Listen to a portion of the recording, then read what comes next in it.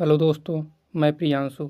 मैं आज आप लोगों को सहप्रभाविता को एक उदाहरण सहित समझाइए। ये क्वेश्चन आपको 5 नंबर में आता है, यूपी बोर्ड क्लास 12 में बायोलॉजी का है। चलो देखते हैं। सहप्रभाविता के 2 लक्षण प्रदर्शित होते हैं, जबकि पूर्ण प्रभाविता में 2 तुलनात्मक लक्षण के मध्य संकरण कराने पर F1 पीढ़ी दोनों लक्षणों का मिलजुल या मध्यवर्ती स्वरूप प्रकट होता है। F2 पीढ़ी में जीन रूप तथा दृश्य रूप 1:2:1 प्रकट होता है।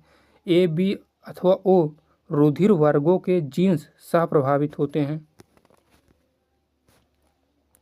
मेंडलीय नियमों से एक सामान्य विचलन के रूप में सहप्रभाविता के उदाहरण अनेक जीवों में विभिन्न लक्षणों के लिए मिलते हैं।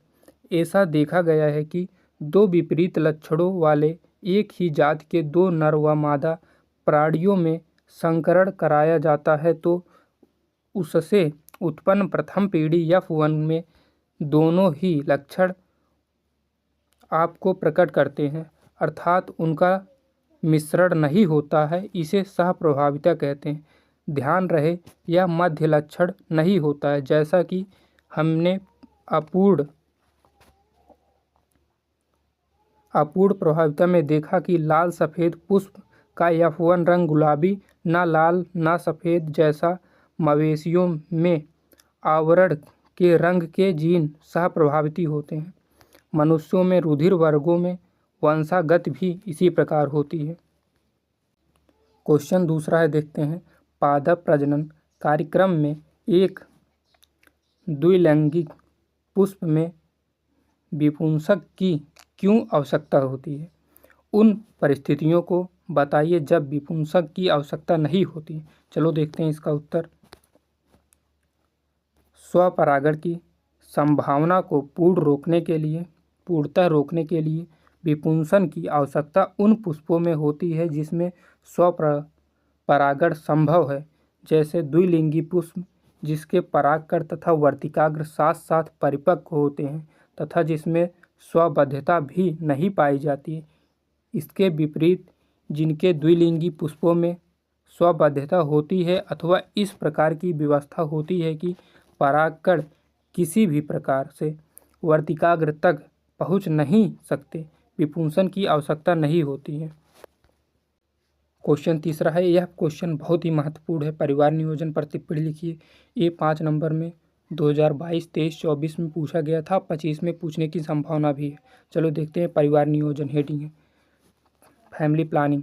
परिवार नियोजन परिवार कल्याण का वह भाग है जिसके अंतर्गत परिवार में बच्चे की संख्या निश्चित कर परिवार के कल्याण की योजना बनाई जाती है, अर्थात ऐसे योजना जिनसे जनसंख्या वृद्धि दर को सीमित रखा जा सकता है।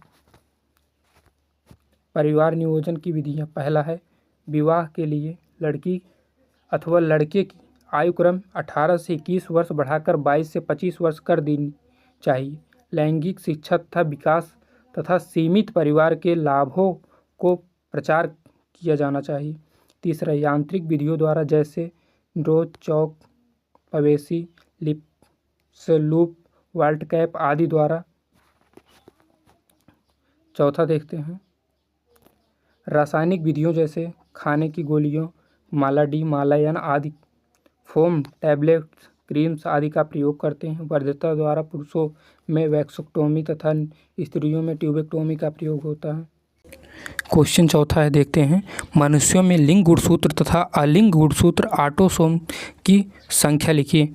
ऐसे गुणसूत्र जो किसी जीव में उसके लिंग के निर्धारित करते हैं लिंग गुणसूत्र कहलाते हैं। मनुष्य में लिंग गुणसूत्र पुरुष में XY तथा स्त्री में XX होता है, अर्थात गुणसूत्र स्त्री में एक जैसे किंतु पुरुष में भिन्न भिन्न आकार प्रकार के होते हैं। इस प्रकार मनुष्य में कुल 46 गुणसूत्र में से 22 जोड़ा सामान्य अर्थात ऑटोसोम्स, किंतु 2 गुणसूत्र अपनी भिन्नता के लिए लिंग गुणसूत्र कहलाते हैं। ये वास्तव में ऑटोसोम होते हैं, यद्यपि अब ज्ञात है कि इसका भी अधिकांश भाग समजात होता है। क्वेश्चन 5वां है, यह बहुत ही महत्वपूर्ण है। यौन संचारित रोग से आप क्या समझते हैं? जिसमें बचाने के लिए कुछ उपाय बताइए। यह 5 नंबर में जरूर पूछेगा 2025 में, देखता है यूपी बोर्ड एग्जाम में। देखते हैं, यौन संचारित रोग ऐसे रोग जो असहवास अथवा संभोग के माध्यम से संक्रमण फैलाते हैं, यौन संचारित रोग कहलाते हैं।